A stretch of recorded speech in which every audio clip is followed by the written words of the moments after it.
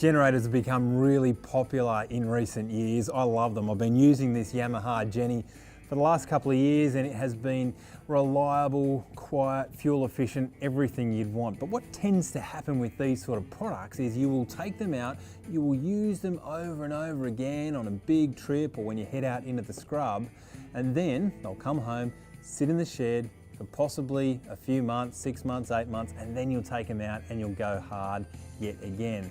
And look, this is a mechanical device. It needs a little bit of TLC. So here are my top 5 tips for maintaining your generator.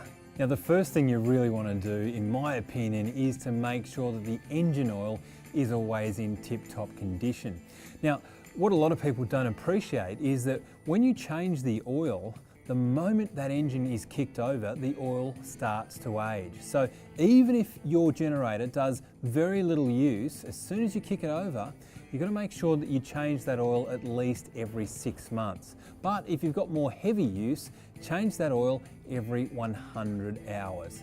It's a pretty simple job. Let's get into it. To replace the engine oil in your Yamaha generator, simply turn the fuel cock knob and fuel tank cap air vent knobs to off. Next, remove the oil filler cap, which is located towards the bottom of the generator.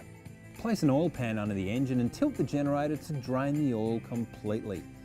Replace the generator on a level surface and then add new engine oil to the upper level. Wipe up any spilled oil and then put the oil filler cap back on, and it's as easy as that. The spark plug is an important engine component which should be checked every 6 months or 100 hours. To get to the spark plug, remove the back cover, then remove the spark plug grommet and cap. Insert the tool with the handlebar turning counterclockwise to remove the spark plug. You should look for any discoloration. The normal colour should be medium to light tan colour, and if this isn't the case, you should replace it. Now this one sounds pretty obvious, but always make sure you check that you have enough fuel. This can be easily read on your fuel gauge, which is built into most Yamaha models. On this EF2000IS model, it's located at the top of the generator near the fuel tank cap. You should also look for any fuel leakage before operation. To get to the foam element, you should remove the air filter case cover, which is located towards the bottom left. Then remove the foam element to wash in solvent and then dry it. It's important that you don't wring out the foam when squeezing it because this could tear it. Once dried, oil the foam element and squeeze out excess oil. The recommended oil to use is foam filter air oil or SAE 20 motor oil.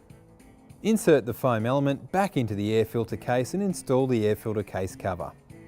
Air filters should be checked and cleaned every 6 months or 100 hours, whichever comes first. However, this needs to be cleaned more frequently when operating in unusually wet or dusty areas. Now the muffler cover is located on the side of the generator. Next, you need to loosen the bolt and then remove the muffler cap and muffler screen. Give the spark arrestor and muffler a good clean with a wire brush by gently brushing to remove traces of the carbon deposits. You should check if the spark arrestor and muffler screen are in good condition before installing them back in, otherwise have them replaced. There's my top 5 tips for maintaining your Yamaha generator. And make sure you check out your owner's manual to find your full maintenance schedule. For further information, go to www.generatoryamaha.com.au.